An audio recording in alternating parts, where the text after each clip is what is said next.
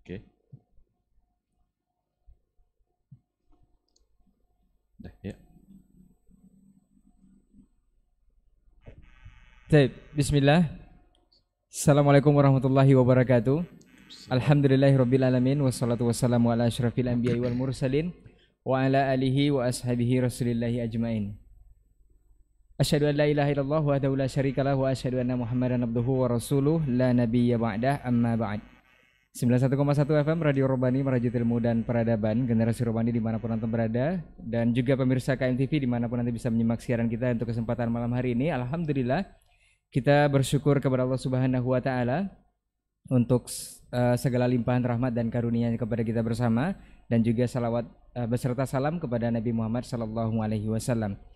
Taib generasi Robani dan pemirsa KMTV juga ikhwah yang sudah berkesempatan hadir di studio. Alhamdulillah kita kembali di Pondasi Podcast Dakwah Islami untuk kesempatan malam hari ini. Alhamdulillah kita sudah memasuki episode ke-18.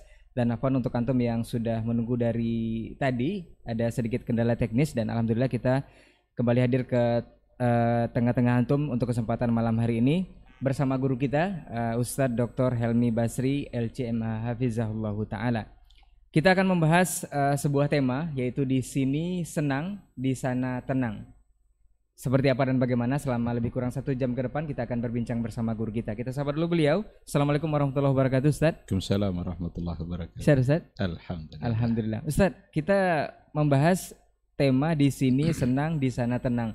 Ini kalau berbicara tentang tema atau judul kita, bahasan kita di malam hari ini, sepertinya berbicara tentang kebahagiaan, Ustaz ya. Oh, iya. Seperti apa dan bagaimana nanti kita akan kupas tuntas selama lebih kurang 1 jam ke depan. Tapi untuk perdana, Ustaz, kita akan barangkali tidak ada di dunia ini orang yang tidak ingin bahagia, Ustaz. Yang pastinya di sini senang, di sana tenang itu akan kita bahas nanti. Tentunya sebagai seorang mukmin atau sebagai seorang yang beriman kepada Allah Subhanahu wa taala dan beritiba kepada Rasulullah sallallahu alaihi wasallam, semua itu bisa kita wujudkan adalah dengan tauhid yang benar. Nah, untuk pertama mungkin pertanyaan kepada Ustaz, barangkali banyak juga yang tidak tahu atau barangkali harus diulang lagi, Ustaz, definisi tauhid ini sendiri, Ustaz. Apa sebenarnya? Apakah sama dengan perkara akidah, Ustaz? Nah, tafadhol, Ustaz. Baik, bismillahirrahmanirrahim. Alhamdulillah wassalatu wassalamu ala Rasulillah wa ala alihi wa sahbihi wa mawala. Ikhwati fillah, para pendengar, para pemirsa KMTV dan sahabat Robani dimanapun berada, serta ikhwah yang ada di studio. Terima kasih atas kehadirannya. Kita bersyukur pada Allah Subhanahu wa taala. Pada malam hari ini kita akan mencoba untuk berdiskusi, berbagi dengan sebuah tema di sini senang, di sana tenang. Ini ingat kita waktu kecil-kecil ini ada nyanyi-nyanyi gitu ya. Tapi sekarang kita coba bahas dalam perspektif agama gitu ya. Baik. Di sini senang, di sana tenang. Di sini itu di dunia, di sana itu di akhirat. Jadi kebahagiaan kita di dunia akan membawa kebahagiaan kita di akhirat. Kalau kita sudah masuk ke surga dunia, maka insya Allah kita akan masuk pula ke surga akhirat. Tapi kalau surga dunia saja belum kita masuki, maka kita tidak akan memasuki juga surga akhirat. Kalau tadi disinggung-singgung soal kebahagiaan, maka intinya ada pada kebahagiaan dalam beragama. Jelas kebahagiaan dalam beragama akan kita rasakan ketika kita memang melaksanakan agama itu dengan mudah, dengan senang gitu. Karena dalam hadis dikatakan bahwa agama ini memang sangat mudah. Inna hadzal dina yusrun la yushadad dina ahadun illa ghalabah. Itu kata Rasulullah sallallahu alaihi wasallam. Sesungguhnya agama ini sangatlah mudah dan tidak akan ada yang coba untuk melawan agama ini kecuali dia akan kalah sendiri. Ketika Nabi mengatakan bahwa sesungguhnya agama ini mudah, itu agama menyenangkan. Agama sangat menyenangkan dan kita akan dibuat senang oleh agama. Oleh karena itu jangan sempat kita mempersulit diri dalam beragama. Karena kalau seandainya kita sudah mempersulit diri kita dalam beragama, berarti kita akan jauh dari kesenangan tadi itu. Agama diturunkan oleh Allah begitu mudah, begitu menyenangkan, maka tetaplah berada dalam batasan-batasan agama, jangan melebihi itu agar kesenangan dan kebahagiaan itu senantiasa kita rasakan gitu. Kemudahan dan kesenangan dalam beragama itu dalam berbagai sisi, mudah dalam berakidah, mudah dalam beribadah, mudah dalam persoalan muamalah, semua mudah. Tidak ada satupun hal yang menyulitkan dalam agama kita. Umat ini saja yang mempersulit dirinya dalam beragama. Dalam berakidah umpamanya, kita diminta meyakini Allah, berbuatlah sebebas-bebasnya, yang penting sesuai dengan aturan agama. Akidah kita ini kalau benar-benar kita pegang, maka membuat kita menjadi manusia yang merdeka. Karena Allah tidak punya kepentingan sama kita. Beda kalau seandainya kita menyembah manusia. Kalau kita sudah mengagung-agungkan manusia, memuliakan manusia, manusia punya kepentingan kepada kita. Jadi membuat kita menjadi tidak bebas. Tapi ketika Allah meminta kita agar benar-benar beribadah, menyembah hanya kepada Dia, meminta hanya kepada Dia, berdoa hanya kepada Dia, membuat hidup kita benar-benar menjadi bebas, mudah, senang, dan membuat kita menjadi bahagia. Tidak ada hambatan apapun, karena tidak ada hijab antara kita dengan Allah. Kita bebas mau berdoa, minta langsung pada Allah. Kalau dipersulit, ini yang akan hilang dari kita kebahagiaan tadi. Tidak lagi mudah bagi kita beragama. Doa enggak mesti langsung sendiri, langsung kepada Allah. Apalagi kalau seandainya ada orang menganggap kita ini kan banyak dosa, rasanya tidak pantas kalau langsung meminta kepada Allah. Dia sedang mempersulit agama. Dia sedang mempersulit persoalan akidah. Padahal Allah bilang, ud'uni astajib lakum. Berdoalah kepadaku, saya akan kabulkan. Kadang-kadang orang mempersulit dirinya, mencari tempat di mana dia harus bisa berdoa dulu, mencari wasilah tawasul. Kadang-kadang tawasulnya dengan yang sudah mati pula itu, menganggap bahwa doanya tidak akan pantas kalau tidak di samping kubur wali ini. Ini sedang mempersulit dirinya dalam beragama. Dia nggak akan senang jadinya, nggak akan mudah bagi dia. Bahkan ratusan kilo kuburan wali itu dicari-cari agar bisa berdoa di sampingnya. Padahal doa langsung saja. Nggak ada cerita di mana Allah menyuruh kita untuk mencari perantara-perantara dalam berdoa. Oleh karena itu, agama ini agama yang menyenangkan, agama yang sangat membuat kita bahagia, dan senangnya dalam beragama kita di dunia ini membuat kita senang pula nanti, tenang pula kita di akhirat kelak. Dan kata kunci memang ada pada tauhid, pada akidah. Lalu dipertanyakan, apa beda kalau begitu antara tauhid dengan akidah? Kan ini yang apa namanya, yang memang perlu diberikan penjelasan gitu. Kalau tauhid itu kan dari kata wahada yuwahidu, wahid kan artinya satu. Berarti tauhid itu mengesahkan Allah, meyakini bahwa Allah itu satu dalam segala hal. Nggak ada yang sama dengan Allah. Allah punya zat, tidak ada yang sama dengan zatnya Allah. Allah punya sifat, tidak ada yang sama dengan sifatnya Allah. Jadi harus kita yakini. Allah punya af'al dalam kehidupan kita, dan tidak ada yang sama af'al makhluk ini dengan af'alnya Allah Subhanahu wa ta'ala. Apa yang mampu Allah lakukan, tapi makhluk tidak mampu. Sifat-sifat kemuliaan itu dimiliki oleh Allah. Semua sifat yang mulia Allah punya, tapi makhluk serba terbatas. Kalau Allah tidak ada batasan padanya. Kalau dikatakan bahwa Allah itu hidup, hidupnya Allah tidak ada batas. Kalau manusia hidup, manusia ada batas. Jadi kalau kita bicara tauhid, itu memang nampaknya lebih fokus kepada Allah. Tapi kalau kita bicara akidah, akidah nampaknya memang lebih luas pembahasannya daripada sekedar tauhid. Dan tauhid itu bagian dari akidah. Karena ketika bicara akidah, bisa nanti kita bicara tentang Allah, tapi kita bicara tentang selain Allah yang juga wajib kita yakini. Karena kalau bicara rukun iman saja, itu ada 6 hal umpamanya.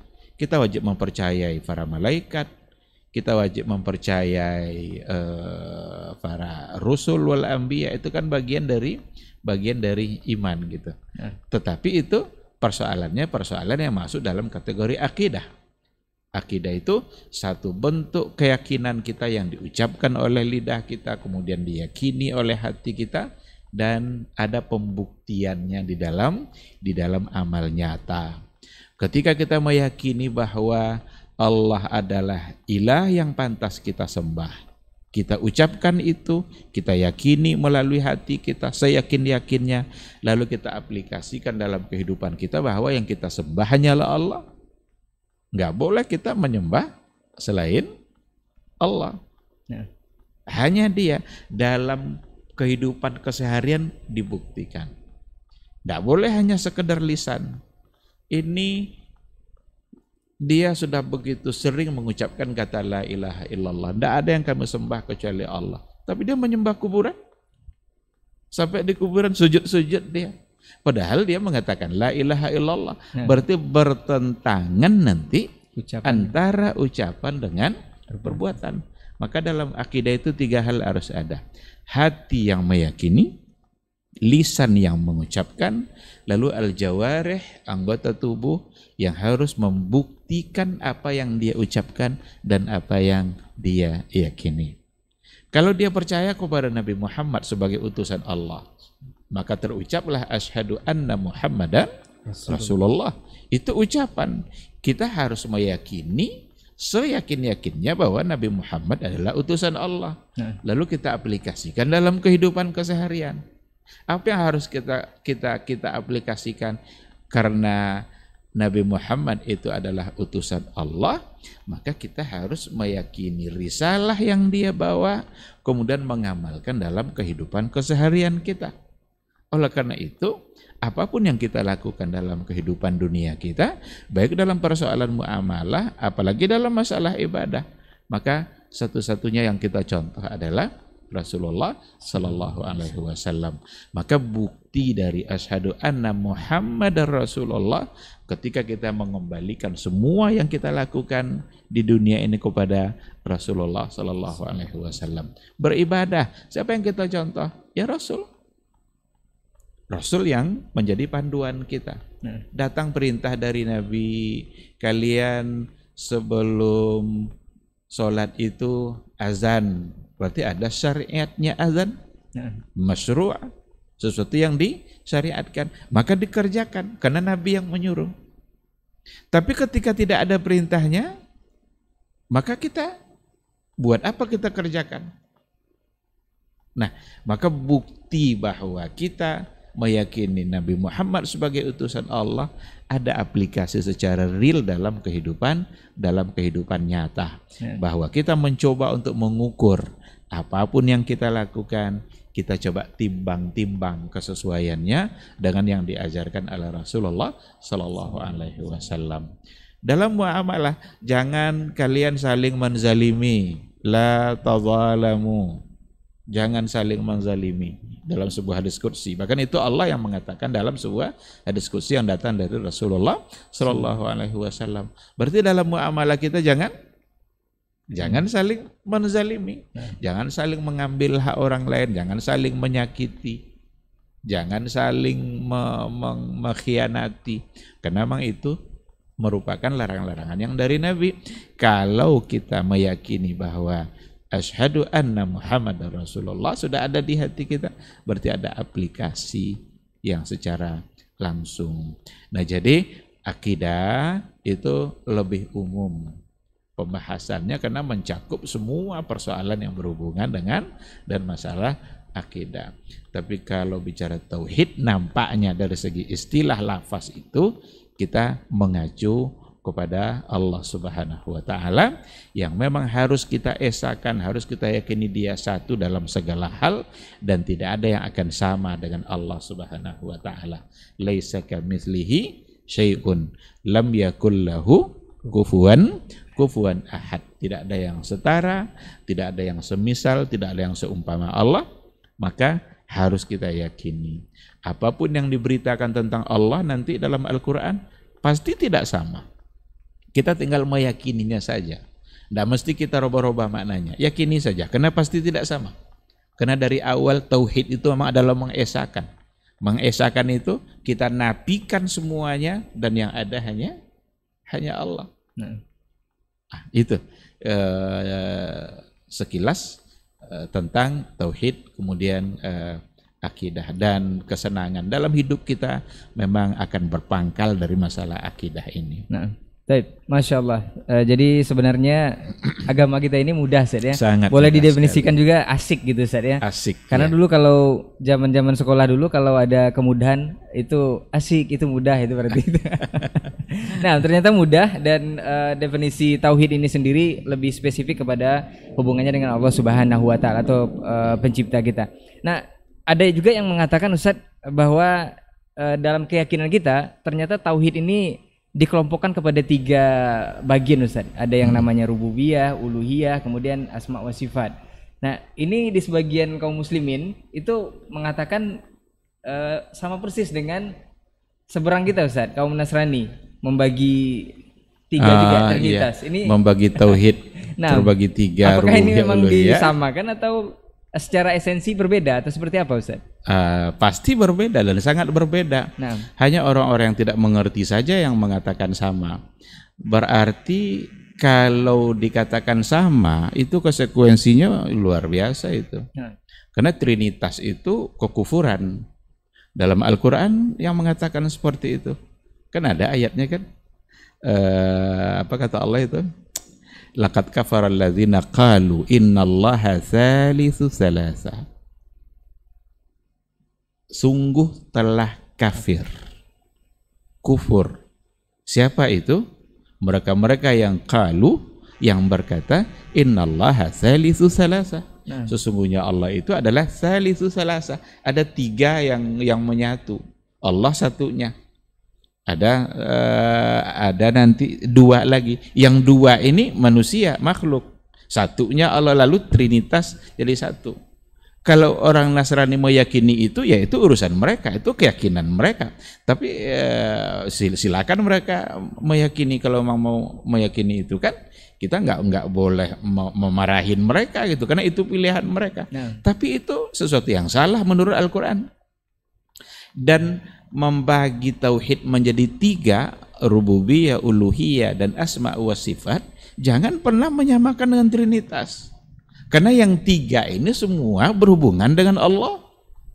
Kalau yang 3 yang sebelah tadi itu tidak berhubungan semua dengan Allah Subhanahu wa taala. Nah.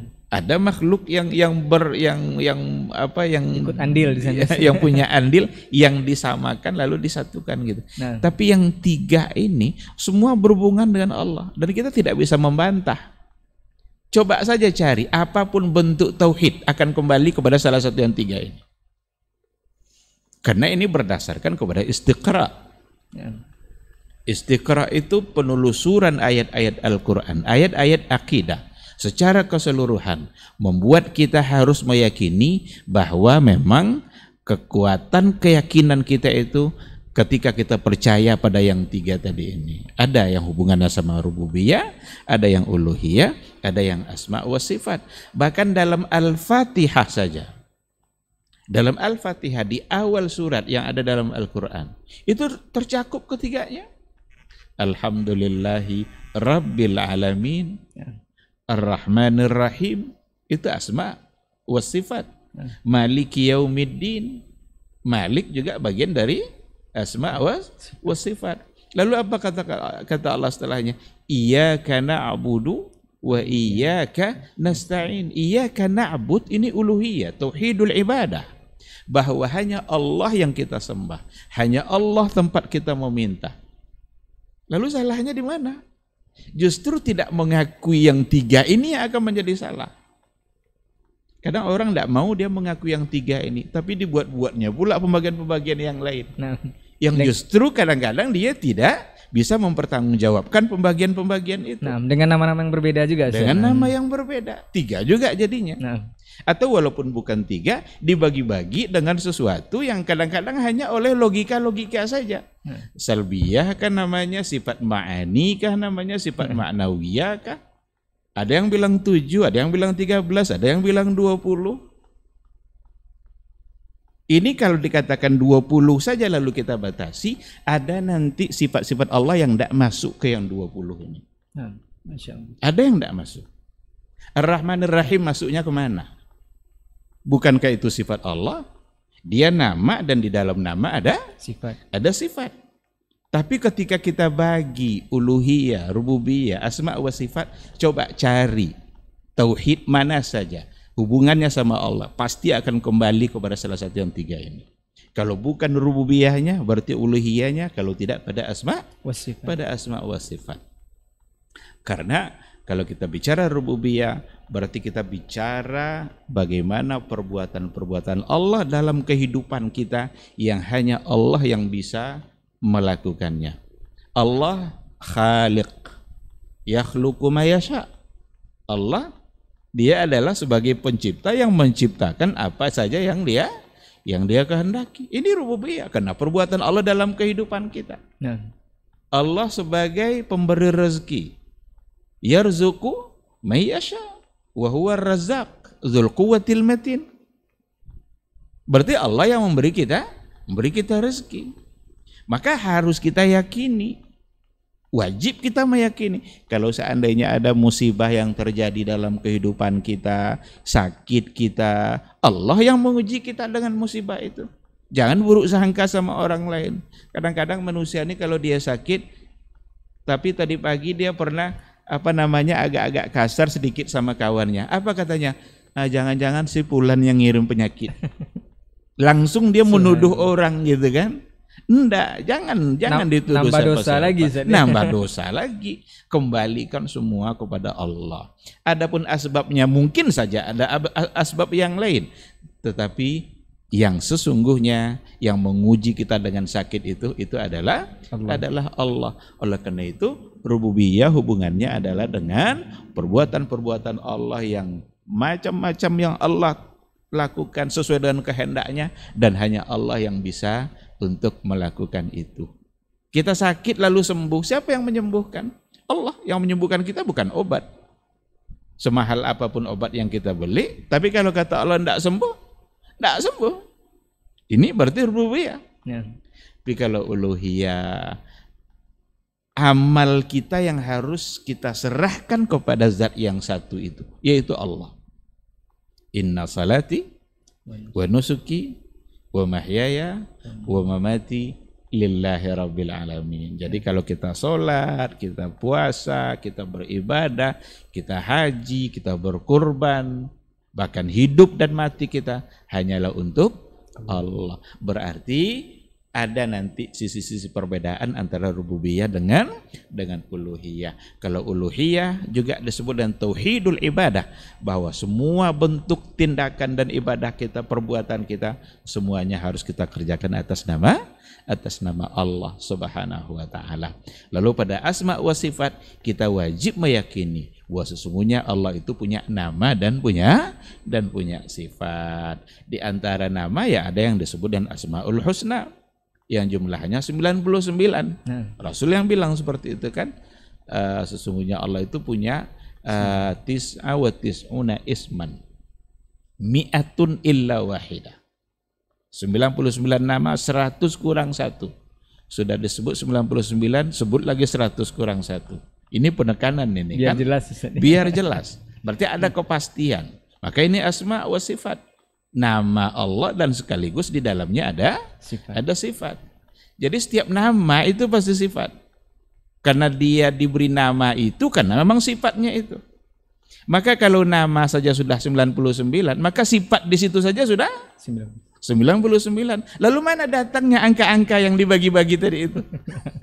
Ya kan? Ini kadang-kadang yang sulit diterima oleh sebagian orang, bahkan yang menyampaikan ini dianggap pula sebagai akidah yang menyimpang, akidah yang salah. Mari sama-sama kita kembali kepada Al-Quran, kembali kepada hadis Nabi. Apa yang dipahami oleh Rasul dan sahabat dulu, itu yang wajib kita pegang. Jangan pegang akidah-akidah abad ketiga. Itu belum ada, itu pada masa Nabi belum ada perdebatan itu, karena mereka masih murni keyakinannya kan. Langsung dibimbing oleh Rasulullah Sallallahu Alaihi Wasallam. Nah, jadi ini perlu ditekankan Ustaz, atau perlu dijelaskan juga kepada seluruh kaum muslimin agar jangan salah lagi juga menyamakan antara Trinitas dengan tauhid yang dibagi 3 tadi. Cuman ada pertanyaan Ustaz, kenapa tauhid yang dibagi 3 ini apakah seluruh ketiga poin ini harus kita aplikasikan dalam kehidupan nyata seperti yang Ustaz bilang tadi, karena iman yang benar itu dengan ucapan, kemudian diyakini, ucapan, kemudian perbuatan.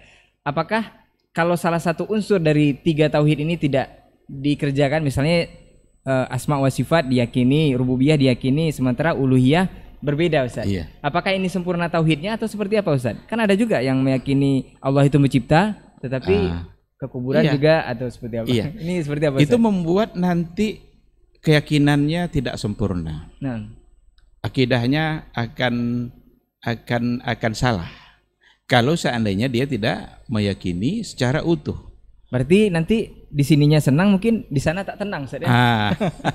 Bisa saja dengan meninggalkan salah satunya dia merasa bahagia dalam artian dia gitu, dalam pandangan pikiran dia gitu kan. Tetapi nanti tiba-tiba di sana tak tenang dia digugat. Karena dia meninggalkan, kenapa ini tidak diyakini.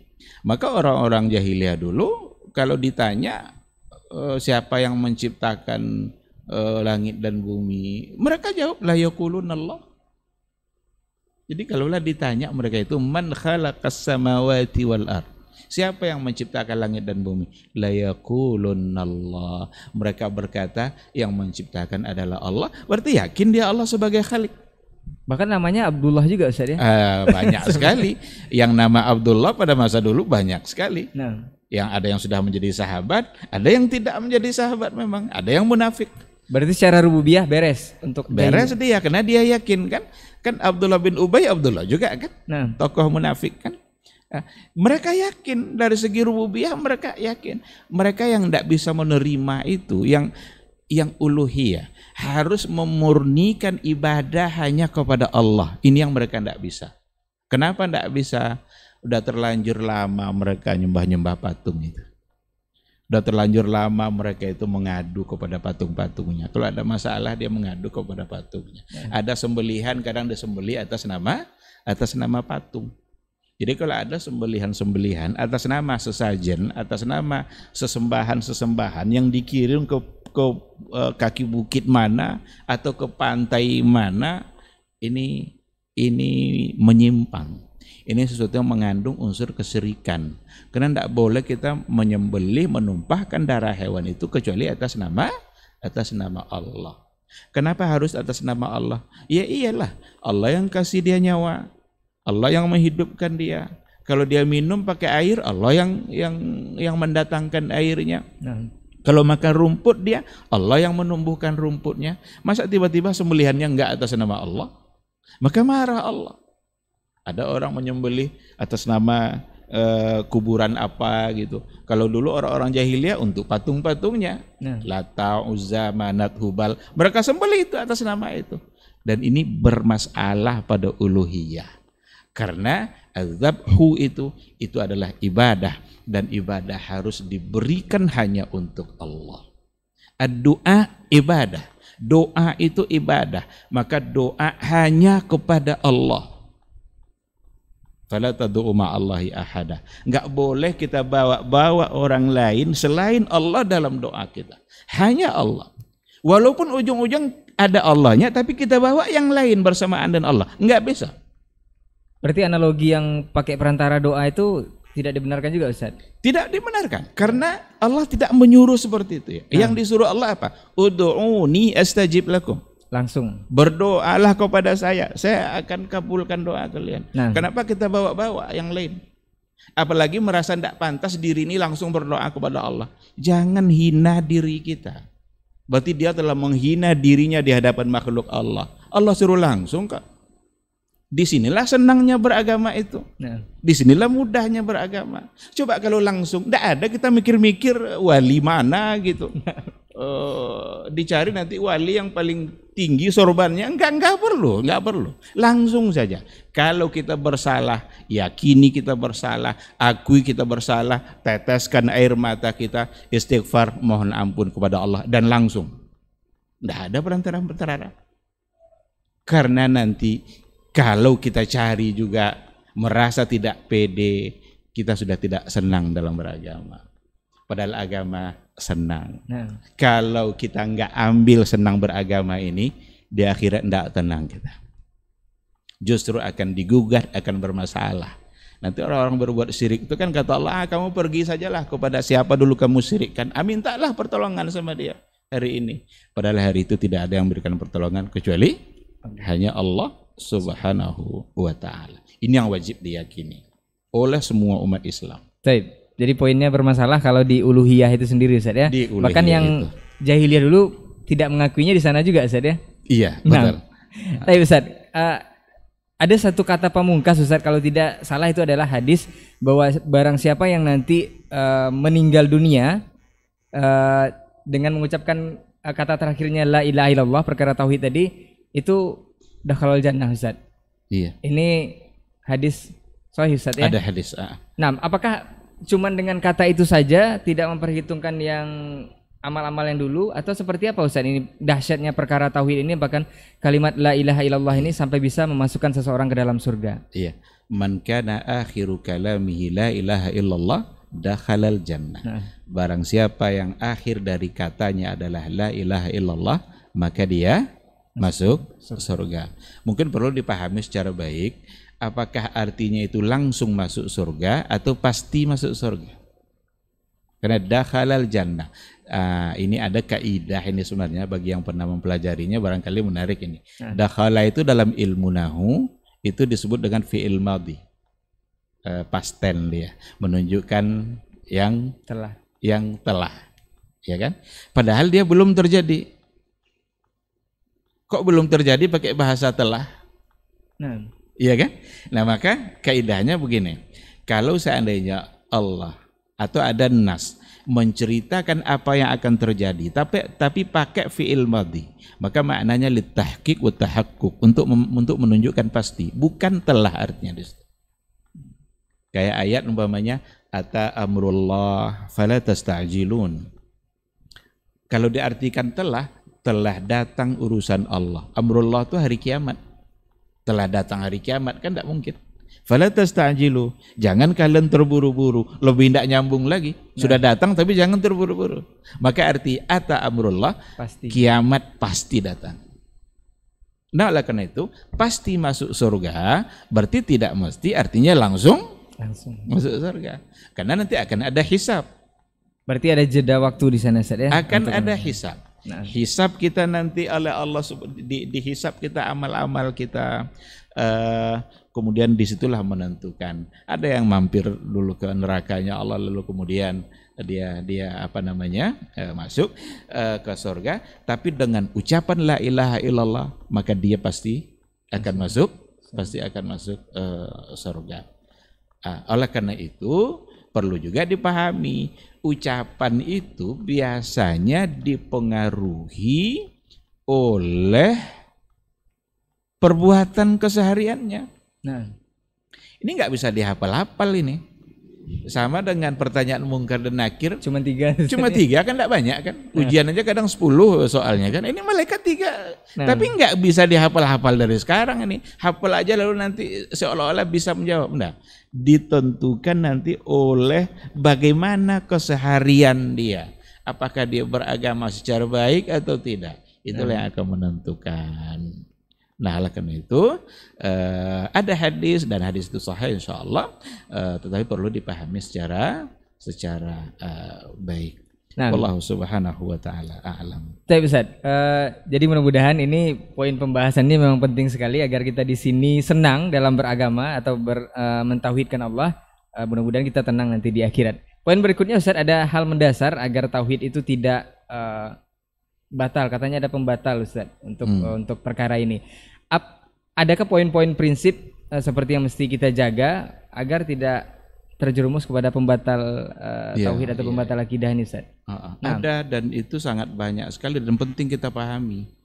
Bahkan buku-buku tauhid kayak Al-Qaulul Mufid gitu ya. Apaan, karena kita merasa karena kita otomatis sudah Islam dari kecil ini Ustaz, jadi tidak merasa lagi ada hal itu. Seolah-olah sudah bebas aja dari itu. Ada buku yang juga Ada yang sangat sederhana seperti nawaqidul Islam, hal-hal yang bisa membatalkan keislaman. Membatalkan keislaman itu kan berarti membatalkan ketauhidan kita kan? Nah. Dan itu sangat berbahaya kalau seandainya ada. Ya di antaranya ya seperti syirik. Syirik itu bisa menjadi nawaqid, menjadi pembatal. Bahkan barang siapa yang mayusyrik billah faqad habita amaluhu. Orang yang bersyirik kepada Allah itu amalannya menjadi terhapus. Amalan-amalan yang lainnya menjadi nggak ada arti gitu kan ketika seseorang terjebak pada perbuatan syirik. Maka berhati-hati betul dengan persoalan kesyirikan ini. Afwan, bagaimana kalau setelah menyadari taubat itu akan makanya kan ini nanti ada ketentuan secara umum. Nah, tetapi ada nanti memvonis orang per orang, itu bisa berbeda. Kan kadang ada orang atas ketidaktahuannya, tidak pernah dia mendapatkan penjelasan yang dia yakini selama ini baik-baik aja, tapi harus ada yang memberikan penjelasan tentang itu. Maka jangan segan-segan untuk mengatakan sesuatu yang kalau itu syirik, jangan segan-segan mengatakan itu syirik. Karena memang harus ada orang yang menyampaikan. Kalau enggak nanti orang tidak akan tahu kalau itu adalah syirik. Dan betapa mudah orang tertipu gitu. Sampai hari ini banyak orang yang nggak percaya kalau sujud ke kubur itu enggak syirik. Coba. Padahal sujud hanya kepada Allah. Ini enggak datang ke kubur, sujud dia, sujud ke kuburan. Sujud pada orang hidup aja nggak boleh, apalagi sujud pada orang yang sudah mati. Nah. Kalaulah boleh sujud kepada manusia, kata Rasul, saya akan perintahkan istri sujud pada suami. Begitu penghormatan yang harus diberikan oleh seorang istri kepada suaminya. Tapi tidak boleh. Nah, tidak dibolehkan. Nah, jadi perlu dipahami secara baik. Dan itu salah satu dari pembatal ketauhidan. Nanti ada di antaranya juga seperti murtad. Murtad ini jelas ya, kalau murtad berarti meninggalkan agama. Nah. Dia sudah tidak lagi berada dalam keislamannya, tapi dia meninggalkan, berbalik arah dia. Yang awalnya muslim lalu ia tinggalkan. Berarti jelas ini nawaqid, ini batal tauhidnya. Kalau dia mau Islam lagi harus syahadat lagi. Harus dia kembali mengucapkan 2 kalimat syahadat yang kemarin sudah dia tolak. Nah, ada di antaranya juga, kita tidak akan sampaikan semuanya. Ada di antaranya yang kita juga harus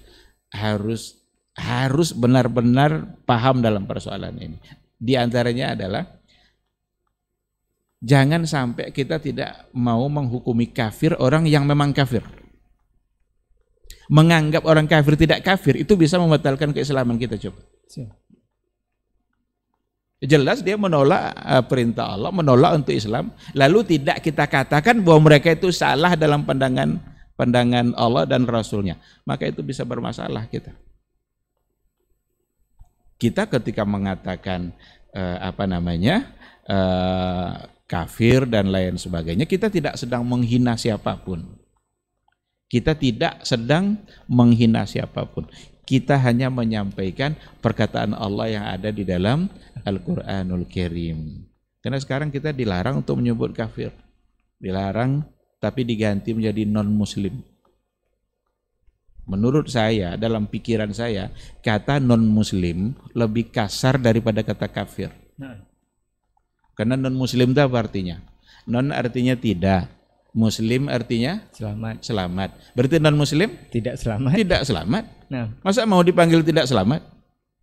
Mending dibilang kafir. Karena kafir itu artinya adalah hatinya tertutup untuk menerima kebenaran yang datang dari Allah dan dari Rasulullah SAW. Kita tidak sedang menggugat akidah dia. Mereka mau kafir silahkan saja, itu pilihan dia. Nggak boleh kita memaksa orang untuk masuk ke dalam Islam. Nah. Tapi menganggap bahwa mereka kafir itu wajib. Jangan dianggap sama saja kita muslim dia tidak muslim, sama aja Yahudi, Nasrani, Islam. Nggak bisa sama. Kalau memang sama, kita seminggu Yahudi, seminggu berikutnya kita Nasrani, seminggu lagi Muslim. Kalau memang sama, nanti orang Yahudi juga sekali-kali ke Muslim pula, pasti mereka tidak mau. Kita harus yakini bahwa yang benar itu adalah Islam. Orang Yahudi aja yakin dia yang benar kok. Tidak ada orang Yahudi yang tidak menganggap dia yang benar, lalu dia pasti mengatakan yang lain salah. Yang lain salah. Masa kita nggak boleh mengatakan yang lain salah? Yang benar Islam. Karena Al-Quran mengatakan inna dina indallahil Islam. Yang benar dalam agama ini, agama yang benar di sisi Allah itu hanyalah Islam.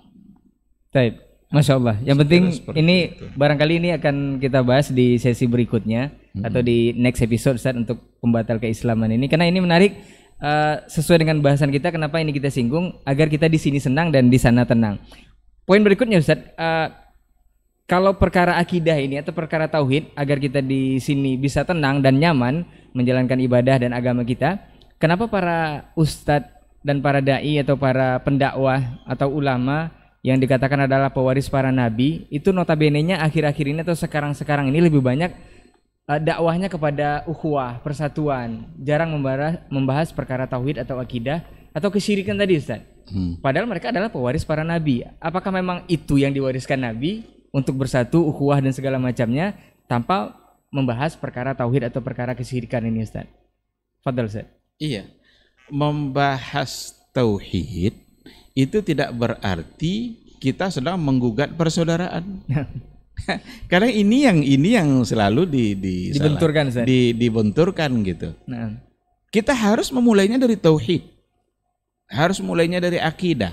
Mana yang benar-benar tauhid dan mana yang menyimpang yang menyebabkan kita jatuh pada syirik. Itu wajib disampaikan.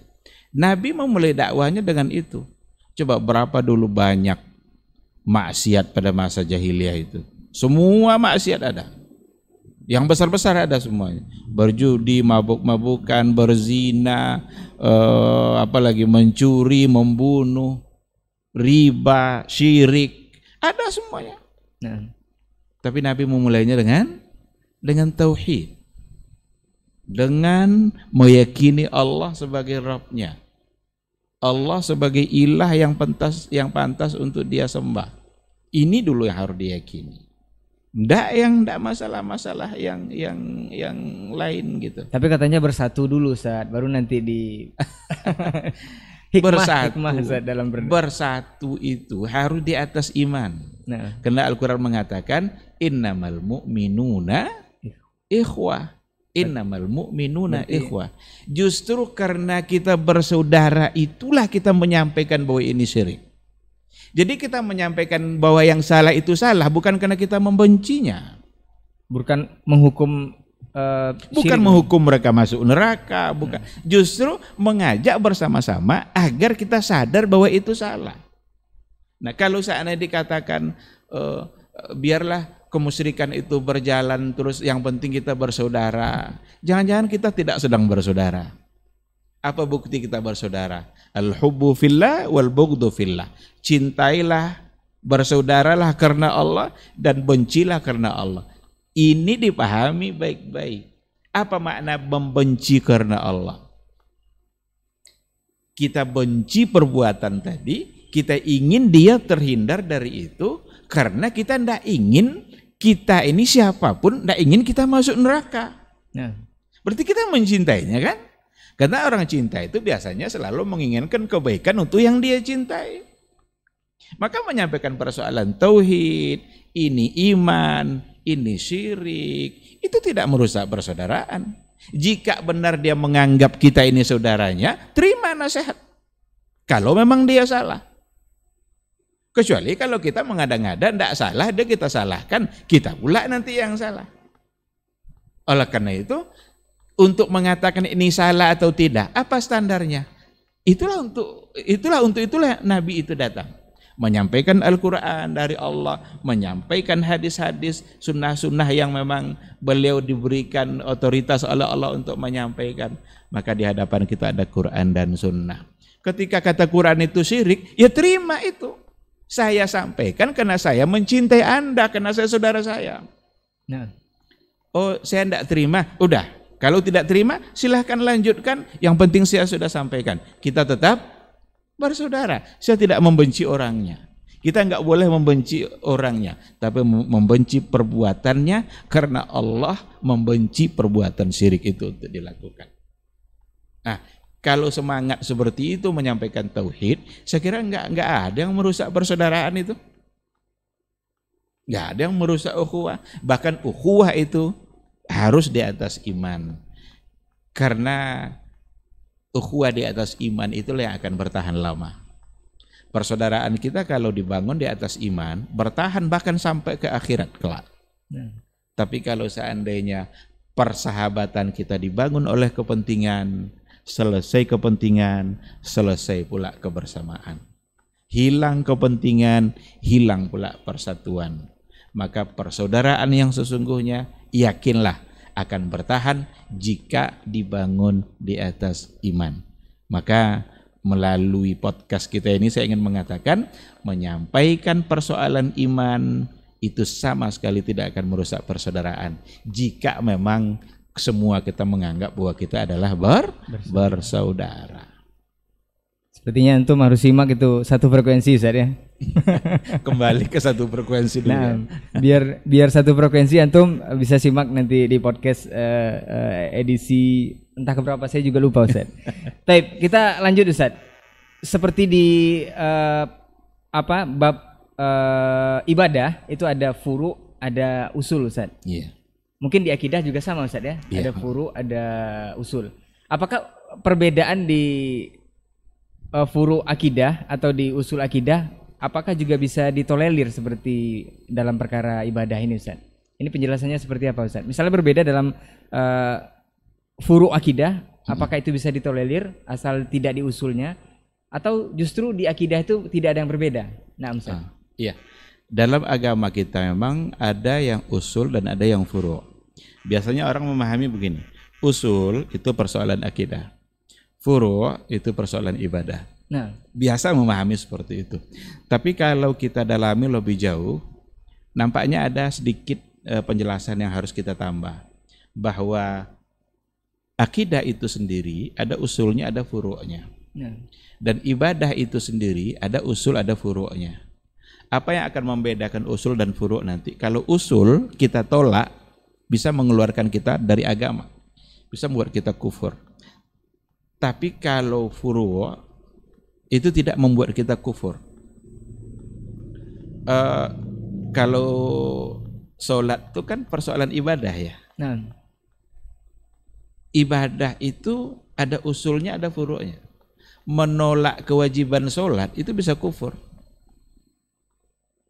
Berarti perkara usul yang kewajiban sholat. Nah, jadi meyakini sholat wajib itu usul, padahal masalah ibadah kan. Nah, tapi ada furu'nya nanti. Tidak meyakini gerak-gerak tangan saat tasyahud itu tidak kufur. Nah, karena dia masalah furu' yang memang diperselisihkan oleh para ulama gitu. Nah, dalam akidah sendiri ada usul, ada furu'. Beriman kepada Allah itu usul. Beriman kepada Nabi itu usul. Wajib kita percaya pada Nabi. Tapi nanti berapa jumlah Nabi? Berbeda itu. Luqmanul Hakim itu Nabi atau tidak? Berarti dia masalah furu'nya. Nah, iya atau tidak Nabi atau tidak Luqmanul Hakim itu tidak membuat kita menjadi kufur. Tapi ada perbedaan. Ada perbedaan di kalangan para ulama. Nah, jadi cara membedakan persoalan usul jika kita tolak itu membuat kita jadi kufur. Tetapi masalah furu' itu tidak berujung pada kekufuran, tetapi bisa saja berujung pada kemaksiatan seandainya furu'nya itu yang dipertahankan furu'nya tadi itu tidak berdasarkan kepada dalil yang sahih.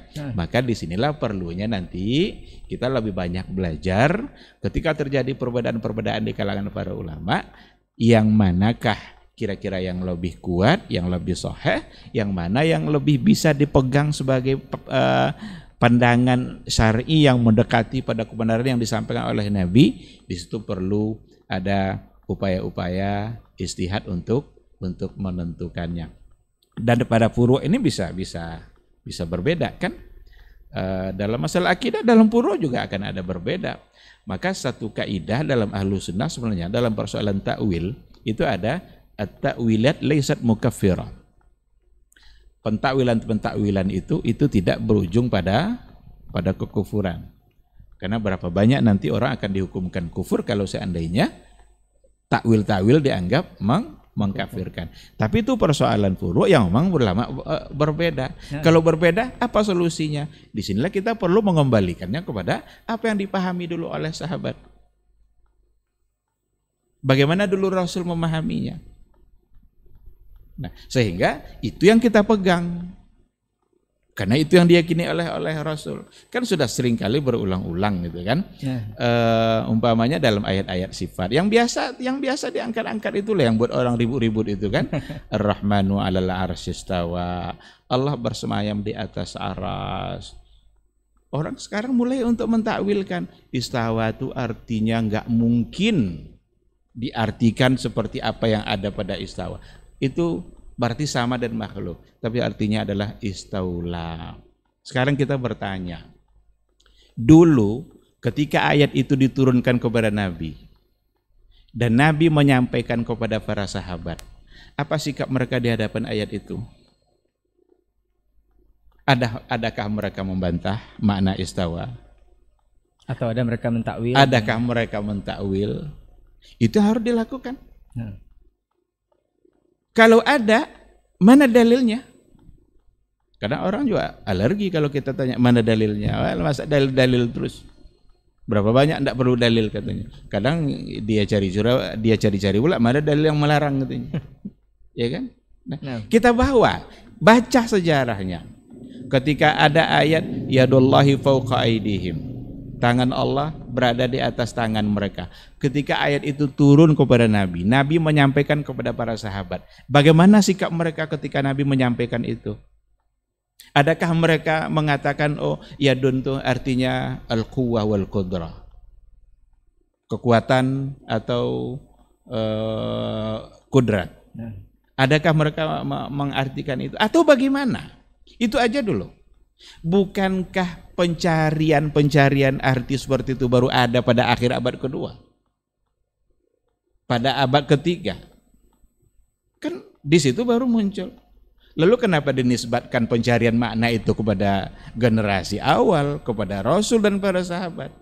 Menisbatkan itu kepada generasi sahabat itu saja sudah salah. Karena mereka dulu menerima. Datang ayat dari Nabi, udah mereka yakin. Ar-Rahmanu 'alal 'arsy istawa. Rasul bilang yanzilu rabbuna ila sama'id dunya fi thulutsil lailil akhir. Rabb kita turun ke langit dunia di sepertiga malam. Apa sikap mereka ketika mendengarkan hadis itu datang dari Nabi? Adakah mereka tanya-tanya ini sepertiga kita nih Rasul atau sepertiga mana? Nah. Yang ada pada mereka apa? Yakin bahwa Allah itu turun di sepertiga malam ketika mereka berada di sepertiga malam. Lalu kemudian mereka bertahajud, memperbanyak doa karena ada janji Allah di situ. Siapa yang beristighfar akan saya ampuni. Siapa yang bertaubat saya terima taubatnya. Siapa yang ingin meminta sesuatu akan saya beri. Itu yang ada pada mereka. Tapi sekarang orang sibuk untuk berdebat. Tidak sama sepertiga kita dengan sepertiga Amerika. Ini berarti bukan Allah yang turun nih. Yang turun berarti nikmatnya. Apakah nikmat turun hanya sampai langit saja? Atau apakah nikmat turun hanya sepertiga malam terakhir saja? Bukankah 1 kali 24 jam nikmat Allah selalu turun?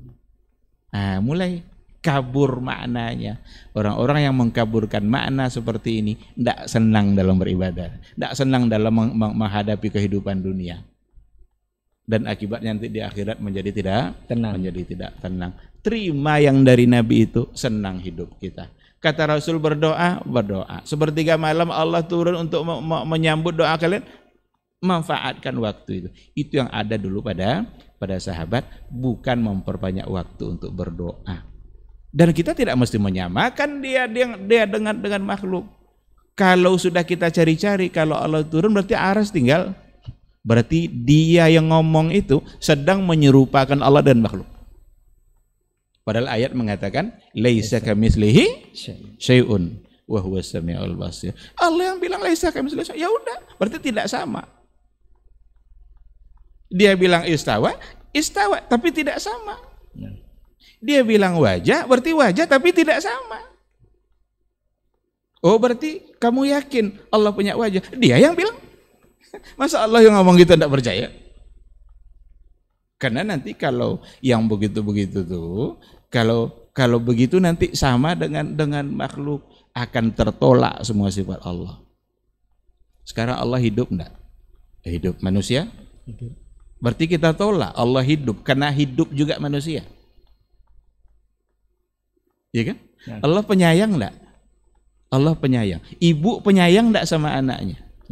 Penyayang. Berarti kita tolak sifat penyayangnya Allah, karena makhluk juga penyayang. Awas, hati-hati. Akan membatalkan sifat-sifat Allah nanti kalau dibawa logika seperti tadi. Maka yang paling nyaman apa? Yang paling senang apa? Yang dilakukan Nabi dan para sahabat. Yakin dia bahwa Allah itu penyayang, tapi tidak pernah terbayang oleh dia sayangnya manusia. Yakin Allah itu hidup, tapi jangan pernah menyamakan dengan hidupnya manusia. Yakin dia Allah itu beristiwa, tapi tidak pernah mereka bayangkan sama seperti raja yang duduk di atas singgasananya. Ini kata kunci yang harus dipahami baik-baik.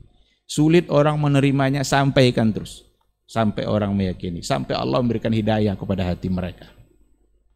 Nah, wallahu a'lam. Jadi untuk antum yang belum tahu perkara furu' sama usul, itu furu' boleh dikatakan cabang, Ustaz ya. Kalau usul adalah perkara inti.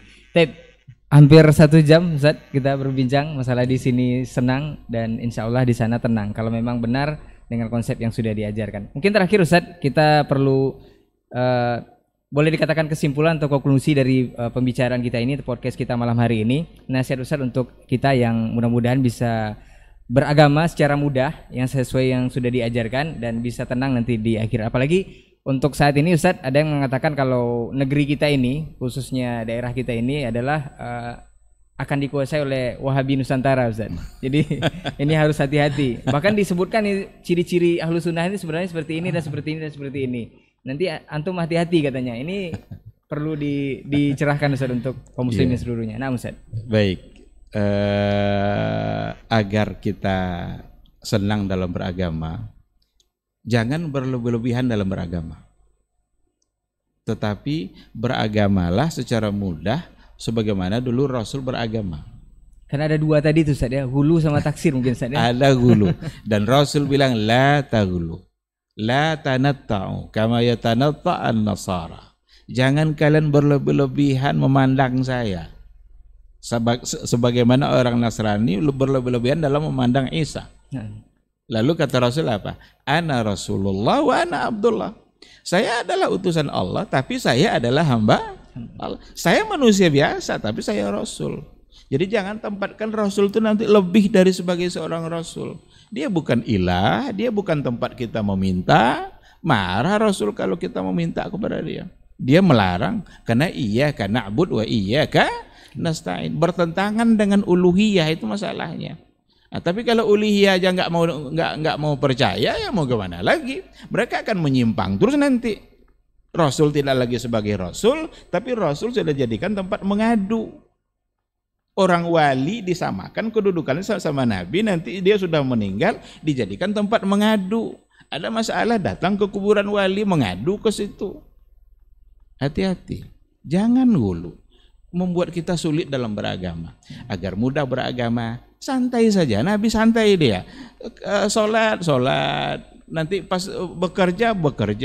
Sahabat dulu pas saat berdagang, saat majelis taklim. Bahkan ada di antara mereka yang gantian kan, Umar bin Khattab sama yang lain gantian. Kamu hari ini hadir majelis, dia enggak. Besok dia hadir tapi yang satu lagi, karena ada kerja dunia, mereka santai. Agama diburu, tapi dunia tidak mereka lupakan. Bahkan dunia mereka jadikan jembatan yang selalu menghadirkan pahala yang akan didapat nanti di akhirat kelak. Begitulah Rasul dan para sahabat. Adapun yang tadi mengatakan subuhat-subuhat Wahabi Nusantara lah namanya. Kita tidak ingin berbantah-bantah dalam persoalan ini, tidak ingin berdebat-berdebat dalam persoalan ini, tapi ada juga saatnya memang kita perlu juga memberikan penjelasan dan klarifikasi gitu ya. Kalau dikatakan ciri-ciri tadi itu sebagai Ahlus Sunnah, dia telah mempersempit Ahlus Sunnah itu sendiri. Mempersempit, sangat mempersempit. Yang Ahlus Sunnah adalah yang usolli. Sebelum sholat dia usolli. Tahlilan. Nanti tahlilan. Nanti setelah sholat zikirnya jahar. Kita tidak sedang mempersoalkan zikir jahar itu. Tapi kalau dia jadikan bahwa itu sebagai ciri-ciri ahli sunnah, betapa sempitnya oleh dia nanti yang ahli sunnah itu. Jangan-jangan hanya dia aja yang ahli sunnah. Di saat dia menuduh orang lain mengeluarkan orang dari ahli sunnah, ternyata dia sedang mengklaim hanya dia yang ahli sunnah. Coba saja tengok imam mazhab itu. Siapa mereka yang mengatakan harus usolli itu? Berapa mazhab? Ya kan? Nah, ini kadang kita dituduh pula, kadang tidak mau membaca pendapat mazhab. Tapi di satu sisi malah mereka yang cenderung untuk mempersempit apa yang disebut dengan Ahlus Sunnah. Jadi nggak usah lah buat kayak itu. Apalagi melarang orang jangan bersekolah ke sana. La haula wala quwata illa billahil aliyyil azim. Saya ingin berikan satu perumpamaan saja. Kalau seandainya kita pedagang nasi, kita jual nasi, lalu nasi kita nggak laku, yang laku nasi orang lain, jangan sebarkan isu bahwa nasi orang itu beracun. Tapi pelajarilah nasi yang kita jual ini enak apa enggak. Tapi kalau disebarkan isu bahwa nasinya beracun agar orang enggak beli, orang enggak sebodoh itu. Semakin dilarang orang sekolah ke pondok-pondok yang memang mereka bercirikan Ahlus Sunnah wal Jamaah, yang mereka sebut Wahabi itu, semakin mereka memberikan arahan-arahan agar tidak ke sana, semakin ramai, semakin banyak, semakin penasaran. Karena fakta-fakta juga mengatakan mereka justru lebih baik dan lebih cerdas. Yang sebelah hanya sibuk sama nyanyi-nyanyi, zikir joget-joget aja. Yang sebelah sana enggak ada zikir joget-joget, itu sibuk menghafal Quran, sibuk menghafal hadis. Saya ingin mengajak, mari sama-sama kita sampaikan Islam ini dengan benar, dengan niat yang benar, bukan dengan tujuan-tujuan dunia kita. Karena agama ini milik Allah, sampaikanlah karena Allah, hasil itu urusan Allah. Kita hanya menyampaikan. Seberapakah orang menerima itu bukan urusan kita. Yang penting kita harus berangkat dari niat yang ikhlas karena Allah. Karena yang kita sampaikan adalah agama Allah. Jangan rusak agama Allah dengan kepentingan dunia kita. Sekira seperti itu. Wallahu subhanahu wa ta'ala a'lam. Masya Allah, barakallahu fikum. Jazakallah khairan Ustaz untuk nasihat dan juga perbincangan kita di malam hari ini. Mudah-mudahan ini bisa bermanfaat dan sangat bermanfaat untuk kita semua, khususnya yang ada di sini. Mudah-mudahan kita semua di sini bisa senang dan juga bisa tenang nanti insya Allah di akhirat nanti.